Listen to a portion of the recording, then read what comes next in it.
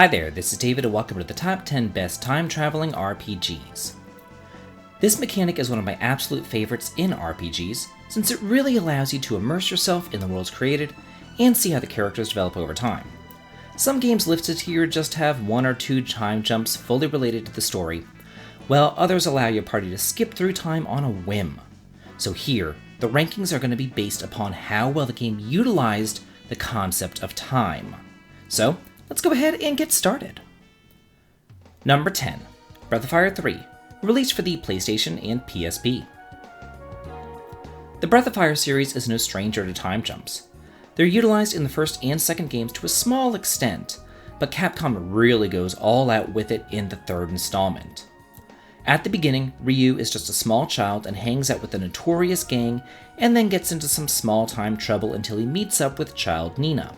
Then they spend the rest of their youth running from their problems and their pursuers, until a massive plot twist serves as the impetus for the time jump. Ryu, Rei, and Nina are all now adults, the annoying kids who you first encountered are now masters, and people who made your lives miserable as children are now punished.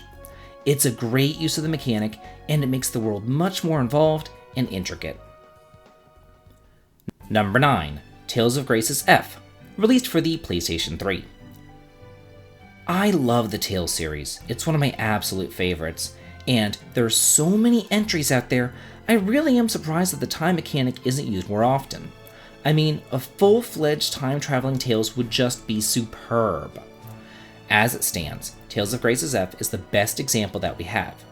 Asbel and the gang begin as young children, explore and have their childhood friendship put to the test after a near-death experience and the passage of 7 years. King Richard seems to have forgotten about the power of friendship. Your girlfriend is kind of a bitch, and the weirdo who died is mysteriously back from the dead. So it's up to you to right the world's wrongs and solve the mysteries surrounding Sophie. Also, after the main game ends, there's yet another time jump for the epilogue, unique to the F PlayStation 3 version of this game. Number 8, Evo Search for Eden, released for the SNES. This was one of my childhood favorites, and while it's nothing like anything else on this list, it is pretty obscure, and I thought that y'all might just get a kick out of seeing it here. This is an action RPG where you gain evolution points by defeating enemies, and then you can use those points to grow scales to increase your defense, get stronger attacks by evolving your jaw, or get faster by growing better fins, wings, or feet, all depending on your evolutionary path. The game is divided up into 5 chapters, each taking place in a different world era, from the primordial seas covering up the earth, to the age of the dinosaurs, onto the Ice Age, then to the rise of mammals, and culminating with humanity. Although there are some hitbox problems, and it is kind of archaic by today's standards, it's such a gem, you really should check it out. Number 7, Dragon Quest V, released for the SNES, PlayStation 2, DS, and mobile. Here we have one of my favorite games of all time, as well as my favorite Dragon Quest game.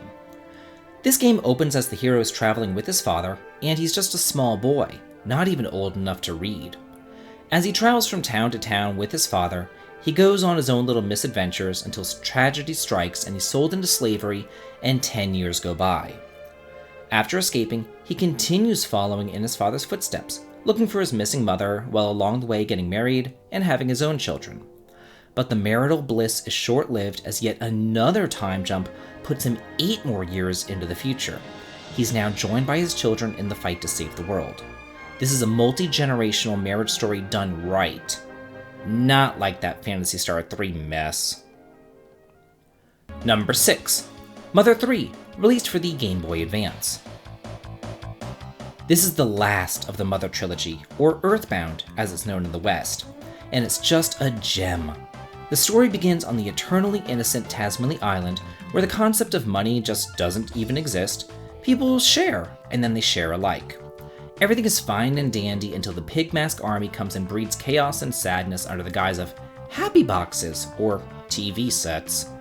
This changes the culture drastically, as the people now want the items that they see, and selfishness sets in. Over the course of 8 chapters, you not only get to see your characters grow and some die, but you see the entire town change around you as they grow to accept capitalism. It's dark and somber, yet light and joyous, all at the same time. The game is not just a social commentary, but it's a masterpiece in storytelling as well. Number 5. Terranigma, released for the SNES. This is our other action RPG on the list to accompany EVO, and it is part of Quintet's illustrious Heaven and Earth quadrilogy. Like some other games that we've looked at, Terranigma employs a chapter system to follow Ark's journey throughout the underworld to restore the lost continents of the Earth. Only those continents are now completely barren, so it's up to him to revive the plants, animals, the wind, birds, and finally humanity itself. But mankind is still in its infancy, so as time marches on, Ark now has to assist them in their own technological and cultural growth. The world is based upon our own, as are the towns, and you're in charge of just how much help you want to give humanity before ultimately just going on and saving the light and the dark worlds. Number 4. Radiant Historia, released for the DS and 3DS. Prior to this entry, all the games that we've seen just kinda shuttled you along into the time hops and storyline changes.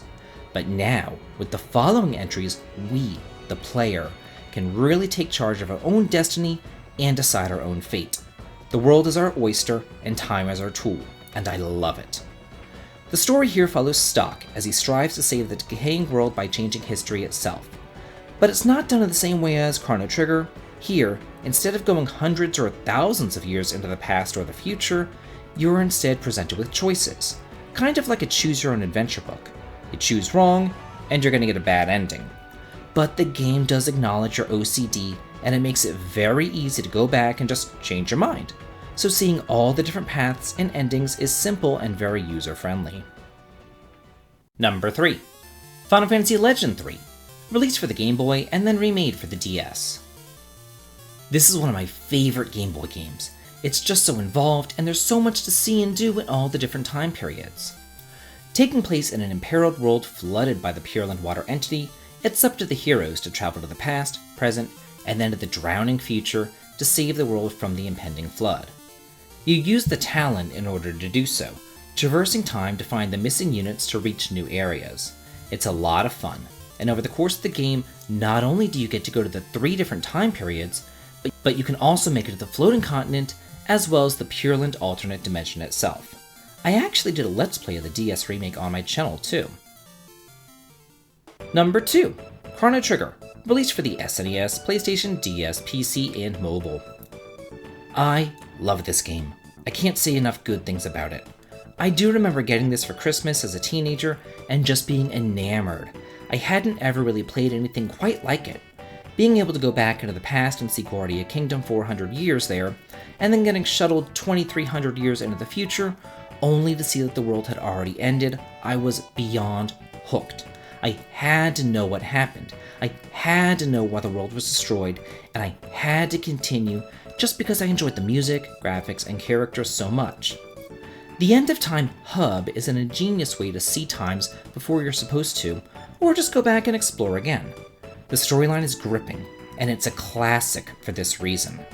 For decades, this game ruled the roost as the best time-traveling RPG of all time, but I do think that one game did it just a tad bit better. Number 1. Final Fantasy XIII-2, released for the PlayStation 3 and Xbox 360. Here, from the very start, your world is your oyster. You can go where you want, explore what you want, when you want to.